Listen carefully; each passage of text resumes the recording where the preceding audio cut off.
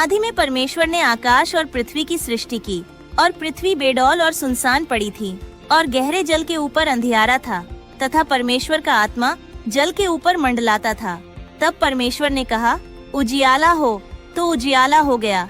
और परमेश्वर ने उजियाले को देखा कि अच्छा है, और परमेश्वर ने उजियाले को अंधियारे से अलग किया, और परमेश्वर ने उजियाले को दिन और अंधियारे को रात कहा। तथा सांझ हुई, फिर भोर हुआ। इस प्रकार पहला दिन हो गया। फिर परमेश्वर ने कहा, जल के बीच एक ऐसा अंतर हो कि जल दो भाग हो जाए।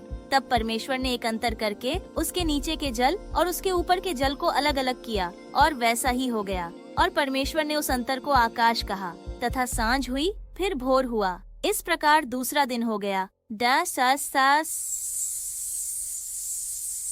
फिर परमेश्वर ने कहा, आकाश के नीचे का जल एक स्थान में इकट्ठा हो जाए और सूखी भूमि दिखाई दे, और वैसा ही हो गया। और परमेश्वर ने सूखी भूमि को पृथ्वी कहा, तथा जो जल इकट्ठा हुआ उसको उसने समुद्र कहा। और परमेश्वर ने देखा कि अच्छा है। फिर परमेश्वर ने कहा, पृथ्वी से हरी घास तथा बीज वाले छोटे छोटे पेड़ और फलदायी वृक्ष भी, जिनके बीज उन्हीं में एक एक की जाति के अनुसार होते हैं, पृथ्वी पर उगें। और वैसा ही हो गया।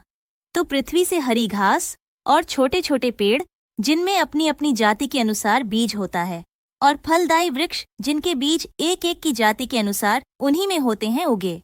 और परमेश्वर ने देखा कि अच्छा है। तथा सांझ हुई, फिर भोर हुआ। इस प्रकार तीसरा दिन हो गया। फिर परमेश्वर ने कहा, दिन को रात से अलग करने के लिए आकाश के अंतर में ज्योतियां हों, और वे चिन्हों और नियत समयों और दिनों और वर्षों के कारण हों, और वे ज्योतियां आकाश के अंतर में पृथ्वी पर प्रकाश देने वाली भी ठहरें। और वैसा ही हो गया।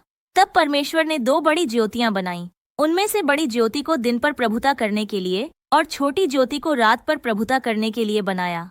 और तारागण को भी बनाया। परमेश्वर ने उनको आकाश के अंतर में इसलिए रखा कि वे पृथ्वी पर प्रकाश दें, तथा दिन और रात पर प्रभुता करें, और उजियाले को अंधियारे से अलग करें। और परमेश्वर ने देखा कि अच्छा है। तथा सांझ हुई, फिर भोर हुआ। इस प्रकार चौथा दिन हो गया।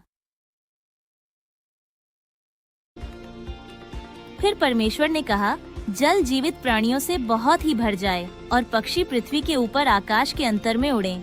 इसलिए परमेश्वर ने जाति जाति के बड़े बड़े जल जंतुओं की और उन सब जीवित प्राणियों की भी सृष्टि की, जो चलते फिरते हैं, जिनसे जल बहुत ही भर गया। और एक एक जाति के उड़ने वाले पक्षियों की भी सृष्टि की। और परमेश्वर ने देखा कि अच्छा है। और परमेश्वर ने यह कह के उनको आशीष दी कि फूलो फलो और समुद्र के जल में भर जाओ, और पक्षी पृथ्वी पर बढ़ें। तथा सांझ हुई, फिर भोर हुआ। इस प्रकार पांचवां दिन हो गया। फिर परमेश्वर ने कहा, पृथ्वी से एक एक जाति के जीवित प्राणी, अर्थात घरेलू पशु और रेंगने वाले जंतु और पृथ्वी के वन पशु जाति जाति के अनुसार उत्पन्न हों। और वैसा ही हो गया। सो परमेश्वर ने पृथ्वी के जाति जाति के वन पशुओं को, और जाति जाति के घरेलू पशुओं को, और जाति जाति के भूमि पर सब रेंगने वाले जंतुओं को बनाया। और परमेश्वर ने देखा कि अच्छा है।